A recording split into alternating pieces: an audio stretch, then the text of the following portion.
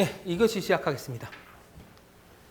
자, 2교시 1번 문제 보시면은 그림과 같은 저 배전솔로가 있는데 부하 불평형률을 계산하는 것과 요게 단선이 됐을 때의 전압 변동률을 계산하는 문제입니다. 이게 어려운 이론은 아닌데 사실 부하 불평형률은 평균분에 뭐가 들어가면 돼요? 최대하고 최소의 차이가 들어가면 되겠죠. 그래서 평균은 요거 3개 평균 내면 되겠죠. 요 3개 평균 내고 그리고 요거 3개 더한 다음에 3으로 나누면 되고 3에 60 더하기 60 하면 될 거고 최대가 100이고 최소가 60이고 이거에 100%를 하면은 뭐 50 몇 프로 나올 겁니다.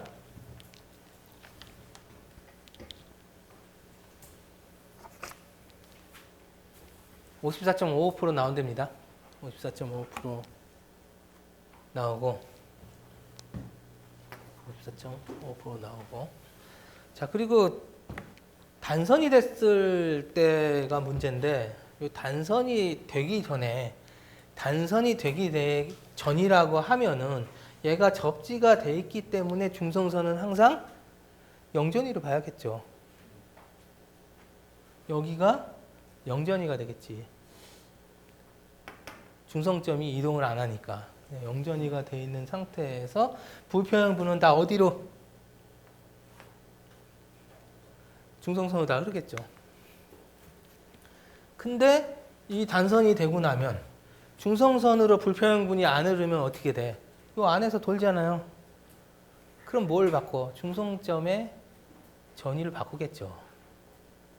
이 바뀌는 중성점 대지와 중성점 간에 원래 대지와 중성점이 등전이어야 되는데 여기 끊어짐으로 해서 중성점의 전위가 생기는데 이 바뀌는 전위를 계산하면 각상의 전압 변동률이 계산이 되겠죠. 그래서 이거는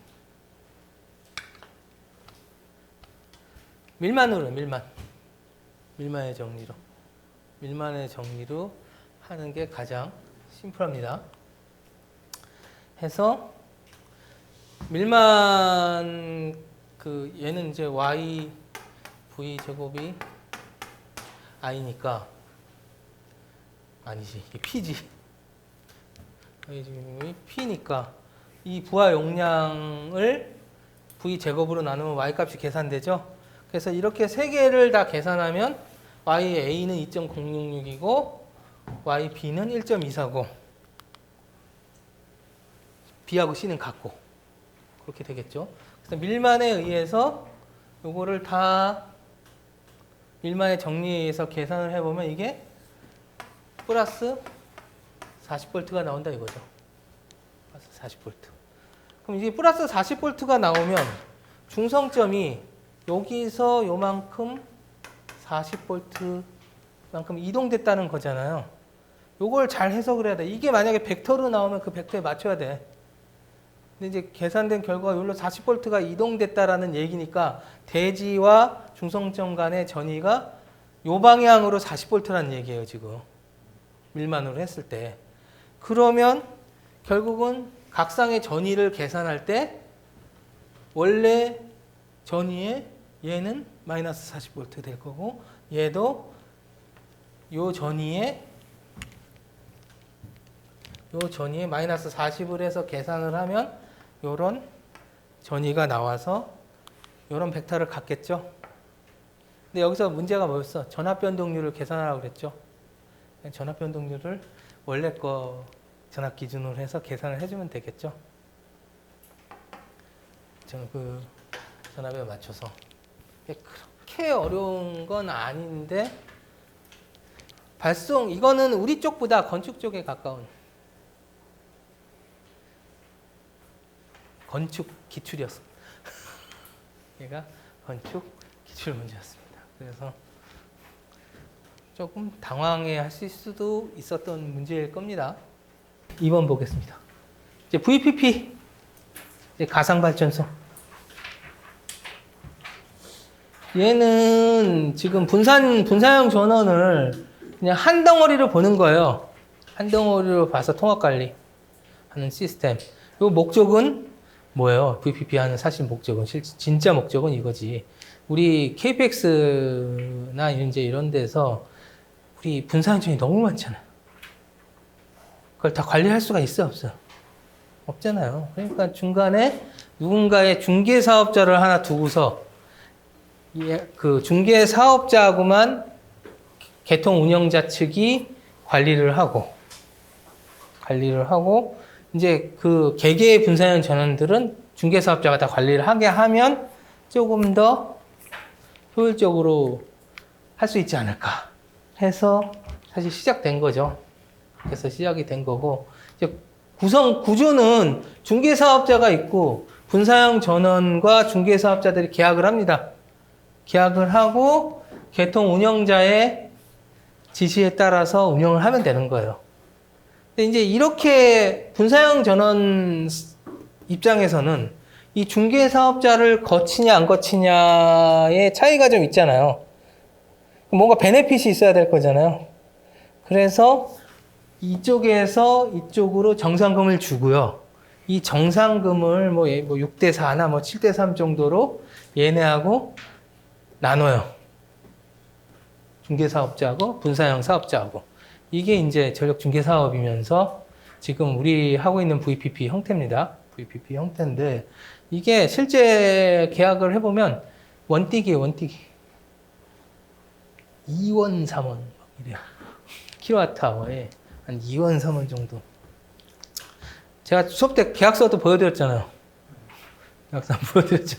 한 2원, 3원 정도 해요. 그러니까 이게 하는 입장에서는 굳이 이거를 분사형 사업자 입장에서는 할 필요도 없고 중개사업자 입장에서는 인건비에 비해서 소득이 너무 작은 문제가 있고 그런 문제들이 있어서 엄청 활성화가 되고 있지는 않아요. 그러니까 분사형 사업자 입장에서 해야 될 이유가 목적이 명확치가 않은 거죠. 이거에 대한 목적이. 그래서 어떻게 해서 돈을 버냐면은 발전량을 예측해요. 중개사업자가. 내가 이 기간 동안 이만큼의 발전량이 생길 것 같습니다라고 얘기하고 그게 오차가 적으면 돈을 받는 거예요. 일정 부분 오차 안에. 그렇다고 발전량이 많다고 뭐라고 못할 거고. 그래서 정상금이 근데 되게 작은 정상금이 나요. 원 단위 정상금이. 그냥 그걸 나누는 거예요. 돈이 꽤 될 것 같잖아요. 꽤 안 되더라고요. 제가 이렇게 보니까. 이게 분사형 사업자를 엄청 많이 매집을 해야 되는데 뭐 그걸 매집하기가 쉽지 않잖아요. 이 자체가. 보통 이제 발전 6사들하고 민간 기업 몇 개가 지금 하고 있는데 쉽지 않습니다. 그래서 근데 이제 문제가 종류와 운영 효과. 종류하고 운영 효과 나와야 되겠죠. 종류하고 운영 효과. 종류는 공급형, 수요형, 융합형. 공급형은 분사형 전원 생각하시면 되고 수요형은 DR 생각하시면 돼요. 그래서 여기서 E는 그 에너지 이피션시라고 에너지 효율화 사업 얘기하는 거거든요. 이제 그 개념이 들어가는 거고. 그래서 주로 이제 공급형이 이제 타겟이지, 사실은. 공급형이 이제 좀 타겟이고, 이 두 개를 합치면 융합형에서 이제 하이브리드형이죠. 이게 하이브리드형인데, 융합되어 있는 형태고. 그래서 요 공급형, 수요형, 융합형 설명을 해주셔야 되고, 이제 적용 효과, 운영 효과. 자, 그래서 이제 이게 입장이 다 달라요. 분사형 전원 보유자, 중개사업자, 개통운영자, 한전. 입장이 다 다르죠. 입장이 다르단 말이에요. 이제 분선 보유자 입장에서는 어쨌든 이런 2원 떼기든 3원 떼기든 뭐 수익이 나오건 안 나오건 마이너스 되는 건 없으니까 수익은 증대된다. 대신에 이제 그게 있어요. 이게 분사형 보유자 입장에선 실질적으로 좀 얘기를 하면은 그 계량기를 KPX 계량기를 달아야 되는 문제가 있고 그리고 급전 지시를 따라야 돼. 그게 또 문제야. 물론 이거 안 해도 출력 제한을 강제로 하지만 어차피 상관없긴 하지만 그런 게 있고 이제 중개사업자 입장에서는 비즈니스 영역 확대라는 표현을 써요. 예를 들어 이제 우리 발전 6사들이 이게 이제 중개사업을 하면은 발전 6사에서 그 중개사업을 하면은 원래 이런 거 안 하다가 하니까 뭐 수익은 시원치 않은데 사실은 수익은 시원치 않은데 어쨌든 비즈니스 영역은 확대되는 거겠죠. 이제 소규모 전력 중개 사업자라는 게 또 있습니다. 자, 그리고 이제 개통 운영자 입장에서는 이게 우리가 예측 불가능한 불특정 다수의 분산형 전원을 하나로 통합 관리하니까 훨씬 운영하기가 수월하지 않겠냐 이렇게 보는 거고 망사업자 이게 한전이죠. 송전 운영비, 뭐 배전망 회피 비용 뭐 이거 별로 신경 안 쓰죠 사실.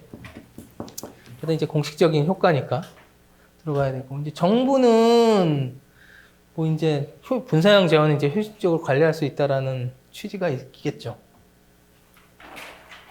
이제 이걸 써야 되나 말아야 되나 고민을 좀 하긴 했는데 이제 우리나라 이제 VPP 문제점에서 이제 분산형 자원 입장에서는 당연히 한전 PPA가 훨씬 편하죠. 계량기도 제약이 덜하고 굳이 급전 지시도 안 따라도 되고. 근데 이제 중개사업자 입장에서는 그 인건비가 잘 안 나와요. 흔한 말로 인건비가 잘 안 나와요. 하기는 강제로 하라 그러니까 하긴 하는데 시켜서 하긴 하는데 인건비가 잘 안 나오는 그런 좀 측면이 있고 이제 망 운영자 측면에서는 뭐 이거는 실질적으로 잘 안 되니까 문제고 이제 뭐 활성화 방안 해서 뭐 용량 제한이나 뭐 규정을 좀 완화를 해야 되지 않냐. 근데 용량이나 제한이나 규정 완화하면은 또 VPP 가장 중요한 개통 운영자 측면의 효과가 떨어질 수가 있어요. 이제 그런 문제들이 또 상존을 합니다. 3번 문제 하겠습니다. 대용량 발전기 진사운전 시 고려사항에 대해서 설명하시오. 또 뭐 이게 계속 자주 반복되는 기출이죠. 그래서 진사운전의 목적이 일단 얘기해야 되고 왜 심야 경부하 시에 개통의 무효전력이 과잉되어 있는 상태에서 무효전력을 흡수해야 된다는 얘기죠. 사실상 발전기가 저여자 운전에서 개통으로 진상전류 공급하는 형태가 되죠. 이게 반대로 얘기하면 지상 전류를 흡수하는 효과를 나타내기 때문에 무효전력을 흡수할 수 있겠죠. 자, 이제 중요한 이제 고려사. 이제 크게 키워드가 3개죠. 안정도, 담부가열, 손해전압차. 이제 크게 이제 키워드를 3개를 보면은 첫 번째 제일 중요한 게 이제 담부가열이니까. 담부가열은 결국은 계자가 정상 여자나 과여자 상태에서는 포화가 돼서 담부에서 나오는 누설 자석의 통로를 막고 있는 상태인데 저여자 상태에서는 자기 포화가 되지 않기 때문에 누설 자석의 통로를 증가한다고 해야죠, 사실은. 통로가 생겨서 자속이 증가되겠죠, 사실은. 자속이 증가되겠죠. 해서 자기 포화되지 않는 것도 이제 자기애로 오매 법칙을 가지고서 좀 설명을 해주면 좋을 거고요. 자기 포화되지 않는 거. 그래서 투자율과 관련되어 있는 내용을 좀 설명을 해줘야 되겠죠. 이게 포화가 되면 투자율이 낮아지는데 포화가 되지 않는 상태에선 정상적인 투자율을 가지고 있기 때문에 통로를 제공한다 라는 얘기가 나와야 될 거고 또 그리고 뭐 이런 얘기도 있잖아요. 증자해서 생기는 자석도 결국은 누설 자석이라는 게 계좌 자석이 누설되는 거기 때문에 계좌 자석이 전기자 철심을 통과해서 전기자 건선의 고정자 담부에서 누설이 되는 거기 때문에 계좌 자석을 증가시키는 것도 잘 쓰셔야 돼. 이거 잘 쓰셔서 설명을 하면 될 거고 수식을 조금 설명을 해주시는 게 좋아요. 그 오매 법칙 이용해서 투자율이 변화되는 거를 수식 설명을 좀 해주셔야 되고, 그림 그려서 좀 설명을 해주시면 좋고, 그림을 그려서 좀 설명을 해주시면 좋고요. 그래서 이렇게 통과하는 거죠. 지금 그 계좌, 단락칸 있잖아요. 단락칸, 그 우리 코일 보호한 단락칸 볕이라고 얘기하는 것들을 통과해서 얘가 포화가 안 되면 유설 자석의 통로가 돼서 물로 들어가고, 이 와류에 의한 과열이겠죠. 이 와류가 엄청 과열되는 속도가 엄청나요. 과열되는 속도가 엄청납니다. 자, 이제 두 번째, 이제 안정도 얘기를 조금 해야 되겠죠. 이게 안정도는, 자, 이제 그림이 없어서 그냥 이걸 갖다 썼는데, 그냥 벡터 그림으로 해서 동기화력이 감소하는 거, 동기화력이 감소하는 걸 수식하고 벡터 설명해 주는 게 좀 더 낫다고 봅니다. 저는 이 모범 답안에 있는 그림보다는 사실은 동기화력이 작아지는 걸 수식과 벡터로 보여주시는 게 좀 더 좋은 답안일 것 같습니다. 그래서 당연히 얘는 저여자 상태에서 전압이 감소하고, 전압이 감소하면 동기화력이 감소할 거고, 동기화력이 감소하면 탈조 유형이 빠진다. 뭐 이런 내용으로 설명이 되면 되겠죠. 그리고 마지막으로 손의 전압 저하 해서 저여자 진상 운전을 하면 발전기 전압이 줄어들고, 전압이 줄어들면 그 계통에 연결되어 있는 손의 계통의 전압이 다 줄어들고, 그렇게 되면 특히 보조전동기 같은 건 유도전동기라 전압의 제곱에 비례해서 토크가 나오기 때문에 문제가 될 수도 있다라고 얘기를 하고, 그리고 손실 얘기도 할 수 있겠죠. 어쨌든 단자전압이 저하게 되면 그 전류에 의한 손실이 늘어날 수뿐이 없겠죠. 이거는 우리가 콘덴서 과보상시 문제점 및 대책 같은 걸 얘기할 때 손실 증가를 얘기하는 거하고 똑같아. 역률이 1일 때에 비해서 손실이 늘어나니까 그 벡터로 설명을 할 수 있는 애가 되겠죠.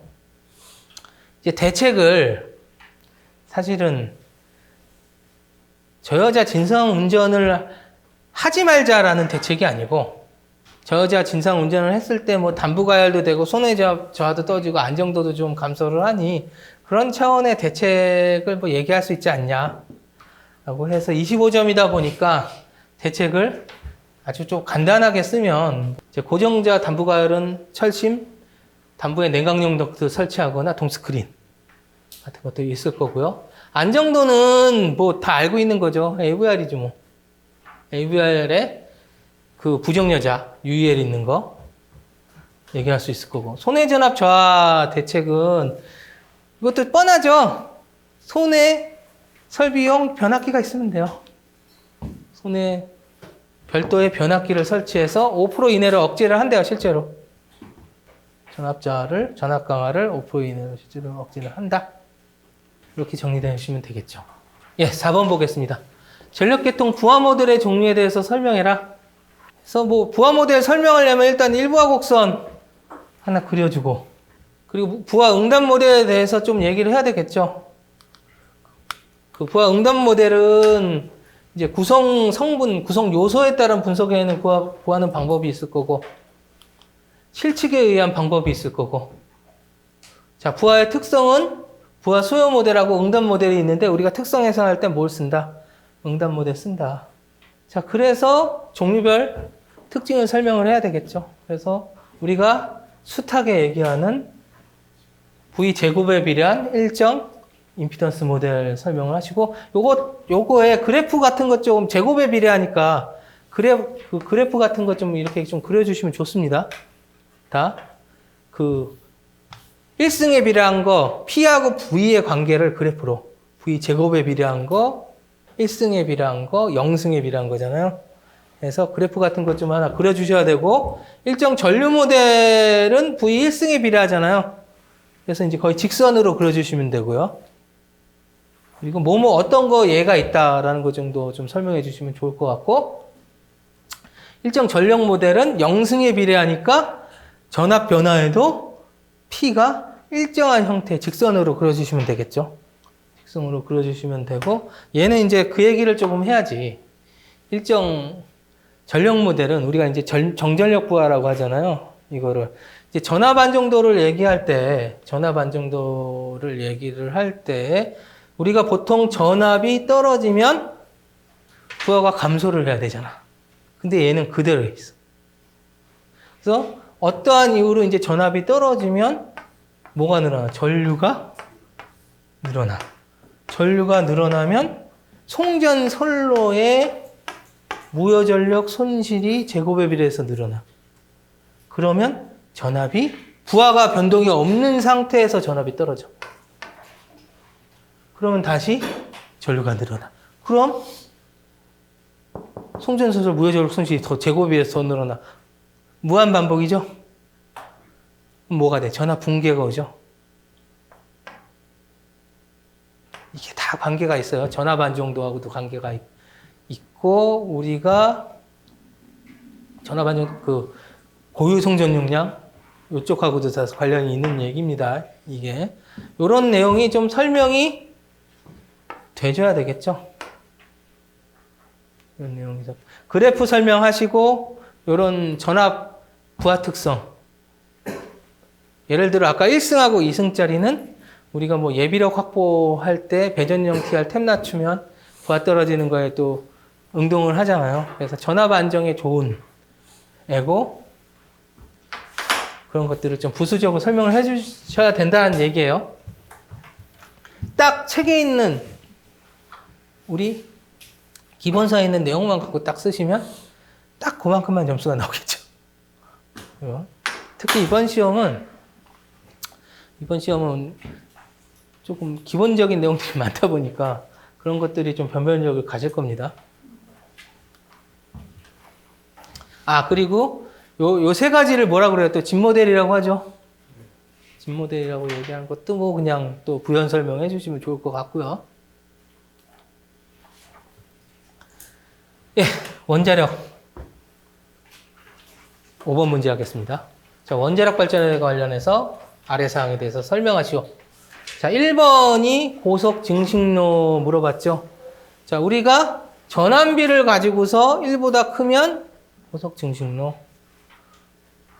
1보다 작으면 뭐 우리 경수로나 뭐 이런 것들이 있겠죠. 그래서 전압비라는 게 뭐냐? 이제 전압비라는 건 소비된 연료량 분의 새로 생성된 연료량 해서 우리 우라늄 238의 양과 플루토늄 239의 양의 비율이라고 해요. 그래서 이게 1보다 큰 게 뭐다? 고속 증식로다 라고 보시면 되고, 이렇게만 생각하면 고속 증식로가 되게 좋은 거죠. 사실은 좋은 건데 이걸 왜 안 쓰겠어? 우리는 경수로, 중수로 이런 거 하잖아요. 비등수 이런 거 하잖아. 근데 왜 고속 증식? 이게 효율이 좋을 거예요. 효율이 훨씬 좋은데도 이거 안정성이 떨어져요. 고속 증식로는 사고가 났을 때 방사능 유출량도 훨씬 많고요. 관리할 때도, 기본 관리할 때도 안정성이 되게 떨어진다고 하더라고. 그래서 안 쓰는 거지. 이제 반감기가 마지막에 세 번째로 나오는데, 이제 반감기는 이것만 보시면 돼. 방사성 물질에 대한 방사성 물질이 절반으로 떨어지는 기간이 반감기죠. 어차피 못 가져가죠. 못 가져가는 문제 중에 하나죠. 어디 있는지는 다 알고, 가져갈 수는 없는 그런 아이템이죠, 사실은. 자, 요 정도만 그냥 할게요, 여러분.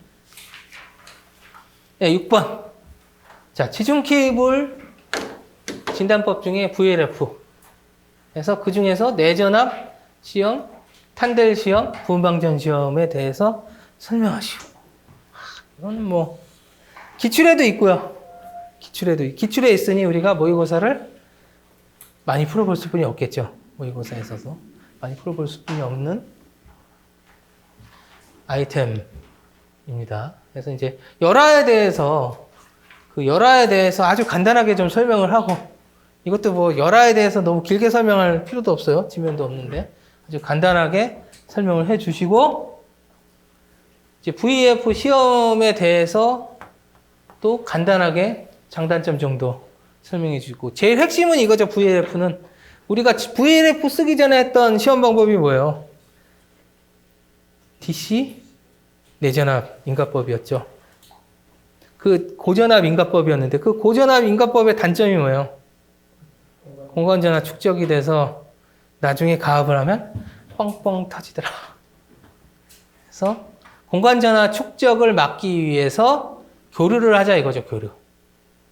근데 교류를 쓰면은 우리가 시험 전원의 용량이 문제인데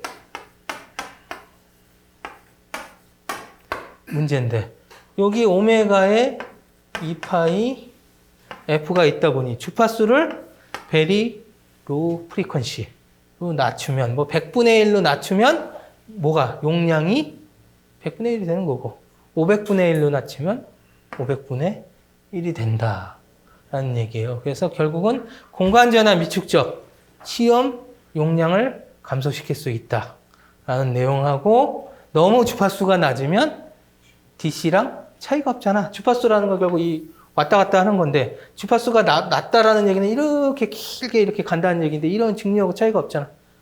이렇게 증류하고 차이가 없으면 얘도 공간전압 축적이 되니 한계점은 있겠죠, 당연히.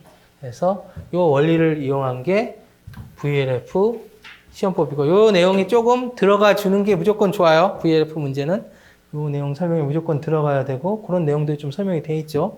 저는 용량까지. 그리고 내전압 시험과 그 탄델 시험하고 그 부분방전 시험에 대해서 설명을 해줘야 되겠죠. 그래서 이제 내전압 시험은 그냥 전압 인가 시험이에요. 이거는 내전압 시험은 전압 인가 시험이다 보니까 그 두 가지로 있어요. 코사인 사각파하고 정연파하고 두 가지 타입이 다 있어요. 타입이 다 있고, 그래서 이렇게 인가해서 사용한다는 거하고, 이제 특징은 얘는 그 공간전압 형성 안 된다라는 그 기본, 우리 아까 얘기했던 기본 개념에 대한 설명이 들어가면 될 것 같고, 얘는 단순해서 숙련자도 필요 없다, 뭐 이런 얘기도 있고요. 이제 탄델타 시험은 우리가 잘 알겠지만 유전 정접 시험이잖아요. 유전 정접 시험이기 때문에 당연히 탄델에 대한 설명이 좀 들어가고 시스와 대지간에 때리고, 그래서 유전 정접에 대한 설명 좀 해주시고, 이제 부분방전 시험은 이제 얘는 원래 부분방전 시험 자체가 원래 실드룸에서 해야 돼요. 이게 현장에서 하게 되면은 되게 정확성이 떨어진대요. 되게 정확성이 떨어지는데, 그럼에도 불구하고 얘가 이런 특징들을 가지고 있죠. 이런 특징들을 가지고 있으니 이런 특징들 그냥 정리해서 작성을 하시면 되겠죠. 자, 여기까지 해서 지금 2교시가 끝났고요. 15분 쉬셨다가 지금 41분이니까 한 55분에 3, 4교시 시작하는 걸로 하시면 될 것 같습니다. 55분에. 자, 그리고 3, 4교시도 일찍 끝낼 것 같으니까 너무 점심시간에 부담 갖지 마시고요. 자, 저는 이제 여기까지만 설명드리고 마치겠습니다. 예, 수고하셨습니다.